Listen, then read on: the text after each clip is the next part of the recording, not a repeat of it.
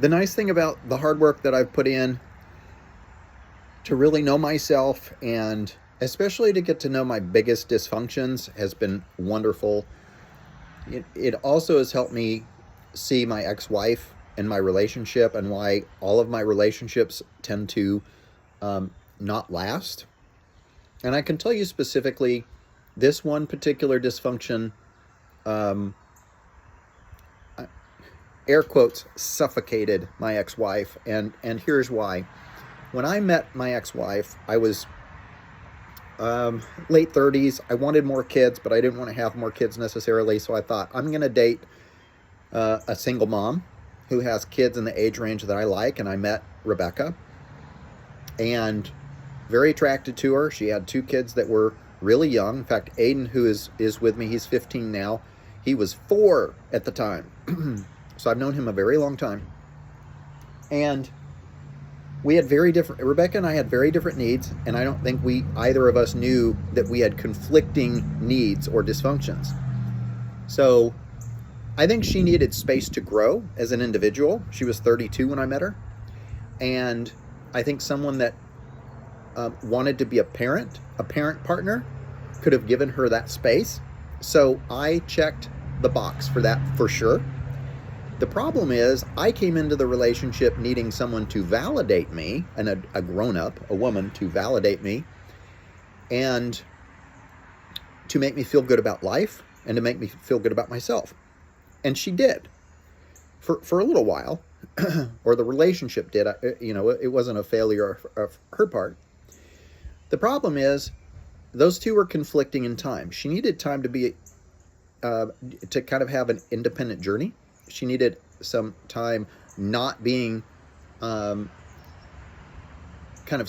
use the term suffocated figuratively. She didn't need a man that was needy for validation, because that meant I needed to have her attention all the time. I needed to be intimate all the time. And, for a while we didn't, we just kind of cooked along, and it was like, oh, it was great, as many relationships are. When you first find a new partner, especially when you're intimate, it's very exciting, and that's how it works. Long term, she didn't get her needs met. I didn't get my needs met. But speaking from my perspective, I couldn't stand on my own 2 feet emotionally when we met, and I never got there during the relationship. I was always needy for attention, always needy for validation, and I basically sucked up, her energy and her time in a bad way, because that took her further away, or put her in a deeper place emotionally through the relationship. So be careful of your own need for validation.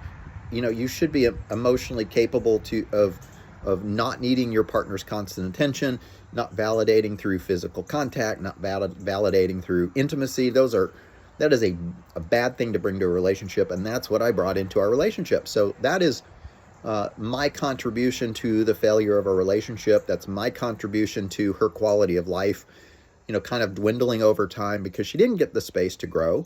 She didn't get the freedom she needed. I could have easily given her a break from the kids. I've got the kids now, and I can do it very easily.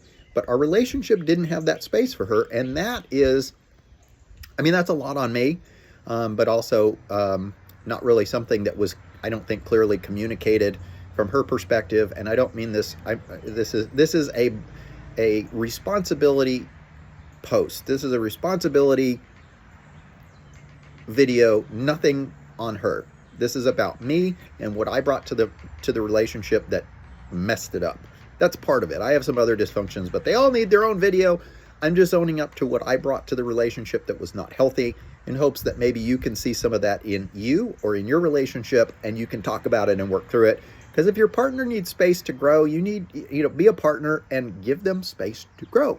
Figure out what that needs. Or talk to them, find out what that looks like, and help them grow by giving them the space, letting them escape, do whatever, but help your partner grow. Be there for them truly, but you need to understand what they need, and you need to be capable of helping them have that. That's kind of the gist of it. All right, talk to you later.